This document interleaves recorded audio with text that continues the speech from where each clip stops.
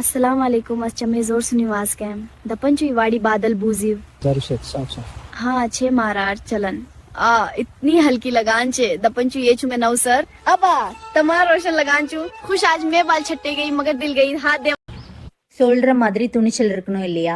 அம்மா தலைய சாய்ங்க நல்லா ஓடுது பாருங்க. ஸ்ட்ராக் ஆக பாரம் விழுந்துகிட்டே இருக்குது. வாவ், முடிஞ்சிருச்சு.